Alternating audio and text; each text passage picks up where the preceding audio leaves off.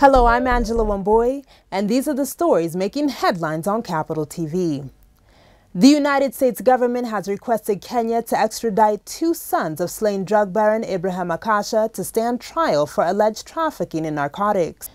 Baktas Akasha Abdallah and Abraham Akasha Abdallah are facing possible extradition alongside two other suspects, Vijay Giri Gaswani and Kulam Hussein.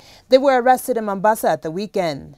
State Counsel Alexander Muteti has told a Mombasa court that the U.S. had issued arrest warrants for the four suspects who were allegedly found with 98 packets of narcotics during their arrest. Kenya is now expected to process the extradition request within the next 21 days.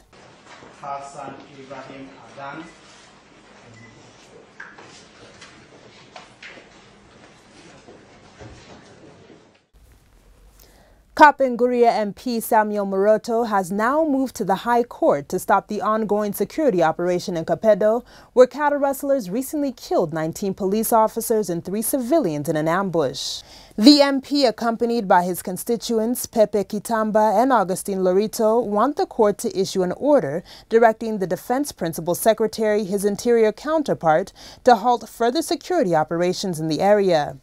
The government has deployed military and police to the area following a spate of insecurity that culminated in the killing of administration police officers by unknown attackers. The officers lost guns and uniforms during the incident. The application for orders will be placed before the judge tomorrow for orders and directions. Reaches to His Excellency the President. Hop, hop! Yeah! Tens of thousands of Zambians turned out today for a state funeral to bury President Michael Sata, who died in a London hospital 2 weeks ago.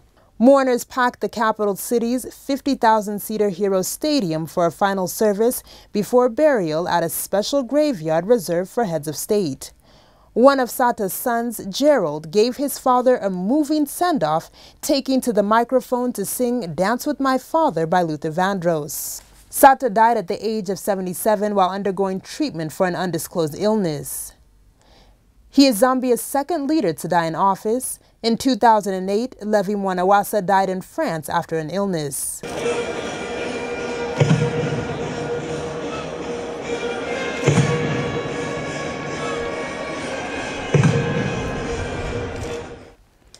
And in the world of business, KCB Bank Group pre-tax profit for the 9 months ending September 30, 2014 increased by 17% to 17.7 billion shillings.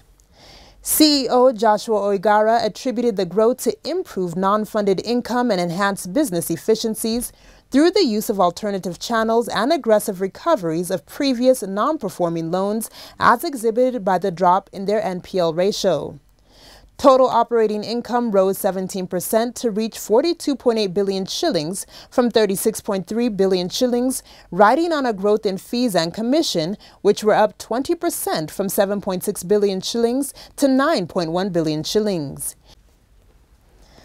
And now from the sports desk, Morocco has been dropped as the host of next year's Africa Cup of Nations, and the national side flung out of the competition after the country said it wanted to postpone the competition due to fears over the deadly Ebola epidemic.